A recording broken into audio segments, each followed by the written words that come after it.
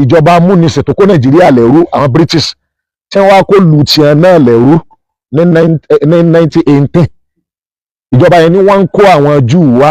àwọn Israel wá ó ń kó wọn wá sórí ilẹ̀ Palestine ìjọba yẹn wá kó ń bẹ̀ ní November 1947 kò wá gbéjọba láwọn ọmọ ńlẹ̀ lọ́wọ́ àwọn tó gbéjọba lé lọ́wọ́ directly kọ̀ọ̀kan kéde ẹ̀ òun náà làwọn tó lọ kó wọn wá láti ìlú mi ẹ lè rí ẹnì kankan báyìí nínú àwọn olórí Israel mínísítà àbóṣìṣẹ́ ìjọba àbáráàlú ní Israel lónìí àyàfi kó ní ìlú ibi tó ti wá àbí ìlú tí bàbá rẹ̀ ti wá. ọ̀nà méjì ni àwọn tí wọ́n ń bú wa lórí èyí náà lè pín sí ẹni tí ọ̀mọ̀dí àtẹ̀ntọ́ mọ̀dí àwọn kan mọ̀dí tí wọ́n fi ń bú wa kì í ṣe èdè Palestine yìí tí èèyàn bá ya wèrè tó rí ìrìn ọ̀bá dàrú kò lè rí flag Palestine àbí kó rí ọ̀rọ̀ Palestine kó wá máa bú wa lé lórí ó ti ya wèrè nìyẹn tàbí nǹkan míì ń ṣe ọ́ ṣùgbọ́n tí ń ṣe wọ́n ò ní wípé ìsáyẹ̀dà kan jọ́ta wa tẹ́lẹ̀tẹ́lẹ̀ tí ó fẹ́ mọ̀ kí là ń sọ àbí kí là ń ṣe kò fẹ́ mọ̀ inú wa ń bi tẹ́lẹ̀ ọmọ tó máa dáhùn ṣe ọ̀rọ̀ ẹ̀dá ìjọ bí ọ̀rọ̀ ẹni wèrè sọ fún pé kó lójú ọ̀nà típa ní bọ̀ lẹ́yìn ẹ̀hùn tó bá bì dáa kọ́mọ́dà wèrè lóhun típa ọ̀bà ní ṣẹ́gẹ́ni tí ọ̀bà ní ẹrẹ mọ́lẹ̀ ó lè jẹ́ wèrè lóòótọ́ ṣùgbọ́n ní mómẹ́ǹtì yẹn tí ń sọ wẹ̀yìn wo kó o gbọ́n tí ń sọ kọ́ wẹ̀yìn wò àwa ẹ̀rí yìí àgọ́ débi káwa máa fi àìmọ̀kan ṣeré àbí ká máa terrorize tálàfẹ́ terrorize àwọn aráàlú wa Palestine òun ló ní flag yìí odidi orílẹ̀-èdè kan ni Palestine tí mo wí 1948 ní Israeli declare pé òun ti di country lórí ilẹ̀ wọn àwọn tí ń bẹ ẹgbẹ̀lẹ́gbẹ̀ ọdún ẹgbẹ̀rún ọdún èbí ànábì Muhammad táwọn Palestinian ti wà kẹ́ni kọ́kọ́ àdé nítorí wípé ìjọba amúnisìn tó kó Nàìjíríà lẹ́rú àwọn British tí wọ́n wá kó lu tiẹ̀ náà lẹ́rú ní 1918 ìjọba yẹn ni wọ́n ń kó àwọn Júù wá àwọn Israel wá ó ń kó wọn wá sórí ilẹ̀ Palestine ìjọba yẹn wá kó ń bẹ̀ ní November 1947 kò wá gbéjọba láwọn ọmọ ńlẹ̀ lọ́wọ́ àwọn tó gbéjọba lé lọ́wọ́ directly kọ̀ọ̀kan kéde ẹ̀ òun náà làwọn tó lọ kó wọn wá láti ìlú mi ẹ lè rí ẹnì kankan báyìí nínú àwọn olórí Israel mínísítà àbóṣìṣẹ́ ìjọba àbáráàlú ní Israel lónìí àyàfi kó ní ìlú ibi tó ti wá àbí ìlú tí bàbá rẹ̀ ti wá sí orílẹ̀ Palestine ẹ lè ẹnì kan tó jẹ́ pé Palestine wọ́n ti bí òun tó bá ní Palestine wọ́n ti bí òun á jẹ́ pé bàbá rẹ̀ wọn ò bí ní kíni o Palestine gbogbo tí ń jẹ́ Israel tí ń yege sí flag yìí tí ń yege sí orílẹ̀-èdè tó ní flag yìí gbogbo tí wọ́n ń pè ní Israel yẹn 1948 ni wọ́n declare rẹ̀ láti 1918 tí British ti lágbára lórí ilẹ̀ Lárúbáwá lórí Palestine ló ti wá ń kó wọn wá gẹ́gẹ́ bí plan àwọn ìmùlẹ̀ ayé tí wọ́n pè ní Zionist movement kan bẹ́ẹ̀ tó pè ní Zionism movement yẹn àwọn Júù gan tí wọ́n jẹ́ original ń taako àwọn Christian tó bá lajú wọ́n ń taako pé ìpànìyàn ìmúnisìn criminal ni wọ́n ẹgbẹ́ bíi méjì àbí mẹ́ta ni wọ́n kọ́kọ́ kó wá tí wọ́n kọ́ dálẹ̀ ní Palestine kó tó di 1947 tí Britain tó kó ọmọ ogun ẹ̀kọ́ tó wá fún wọn lómìnira tó ní káwọn náà máa jẹ́ country òbí country lé àwọn tó ní ìlú lọ́wọ́ ó gbélé àwọn tó plan tí wọ́n síbẹ̀ ó gbélé wọn lọ ọmọ ìyá wọ́n ti kọ́kọ́ dá ẹgbẹ́ méjì ilẹ̀ tí mẹ́ta méjì lọ gbajúmọ̀ jù ní tí wọ́n rú wọn bí àwọn Ghana àwọn ẹgbẹ́ ìmùlẹ̀ court ni wọ́n pàyàpàyàn ni wọ́n pa sí gíìsì àwọn Palestinian la àwọn ẹgbẹ́ méjèèjì tí wọ́n dálẹ̀ bóyá ìkan ayélujára bóyá ẹgbẹ́ lábá ṣe máa wí ẹgbẹ́ méjèèjì tó gbajúmọ̀ jù tó jẹ́ terrorist tó ń kó àwọn Israeli lẹ́yìn láti gbalẹ̀ àwọn Palestinian láàrin 1980-47 ẹgbẹ́ méjèèjì yẹn òun ni sọ́jà Israeli sìn belong sí ló fi wọ́n pé sọ́jà àwọn ọmọ nǹkan kájú kọ́ máa pààyàn lọ over 70,000 ni wọ́n ti pa láti October 2023 títí bẹ́ẹ̀ ni tí mo sọ̀rọ̀ over 70,000. so kí wàá lọ́kàn wá pẹ̀lú flag yìí tàbí rèé ẹ dákun ṣé flag yìí number 1 ṣé bàn ni àdá ni òkúta ni wọ́n lẹ̀ mọ́ kí ni problem ẹ pẹ̀lú flag yìí wáyé tó béèrè kí ló dé àfi rèé flag yìí number 1 kankan ni pé torí flag tí mo gbé lẹ́yìn ọlọ́pàá kan SS kan kò lè gbé mi lé lórí àyàfi ká pé ọlọ́pàá wọn ò tí ì mọ̀ àbí SS yẹn ò tí ì mọ̀ àbẹ́nìkan gọ́ọ̀mẹ̀ntì ò tí ì mọ̀ tọ́ba sì ti mọ̀ yóò sorry sir yóò fi sàásì because Nàìjíríà gangan fúnra rẹ̀ rèé sí flag yìí wọ́n ń bẹ l'Àbújá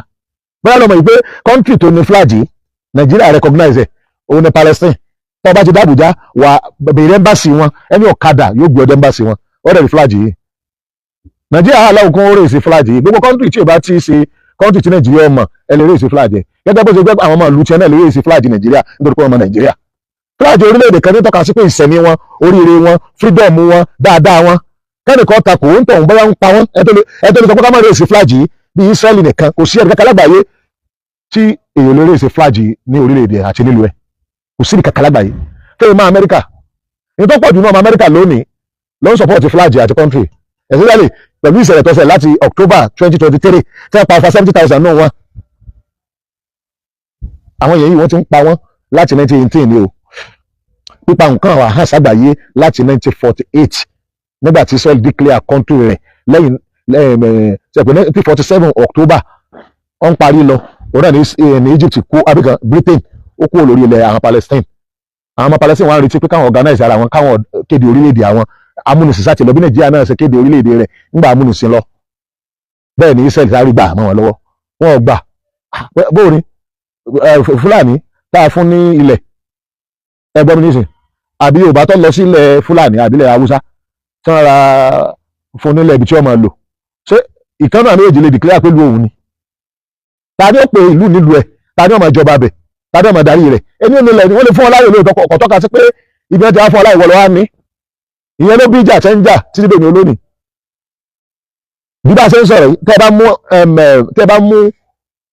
jawasu safar passport Israel dé àwọn orílẹ̀-èdè kan ẹ̀ lè wọlé wọn làwọn ò mọ tí ń jẹ́ Israel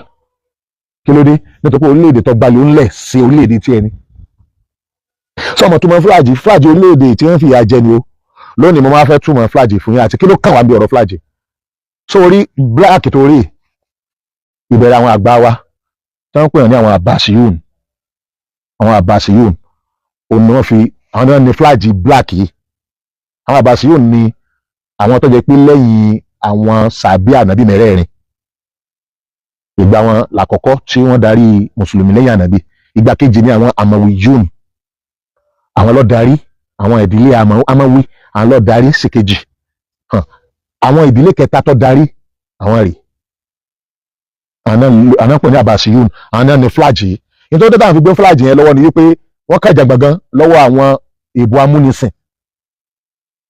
tí wọ́n fẹ́ máa wọ ilẹ̀ Lárúbáwá àti ilẹ̀ mùsùlùmí include Palestine nínú ibi tí wọ́n fẹ́ wọ̀ Palestine jẹ́ kan bẹ́ẹ̀ làwọn Palestine fi ń kí àwọn Abbasiyun náà pé pẹ̀lú wàhálà tẹ́ kàn lórí kí wọ́n má gbalẹ̀ Palestine pẹ̀lú wàhálà tẹ́yìn kàn pé kí wọ́n má gbalẹ̀ Palestine àwọn arántí yín pẹ̀lú black yìí. Number 2 white àwọn Amawiyun náà ló lo flag white tọ́lá àlàáfíà wà pé àwọn òṣèfẹ́ yàn kan ju àlàáfíà lọ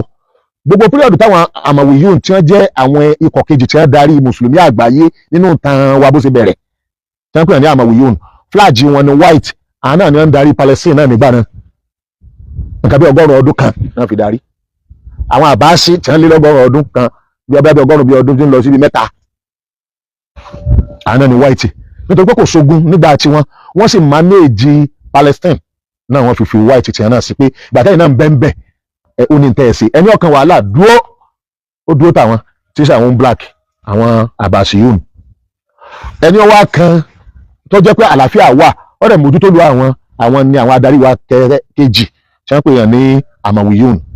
ṣẹ́wárí gírèyè àwọn Fatimiyun nù àtàwọn Hashimiyun àwọn ará Súríà àwọn ará Fatimiyun tó jẹ́ pé àwọn náà gbéjọba tí wọ́n náà kalẹ̀ wọ́n ń darí Palestine nígbà náà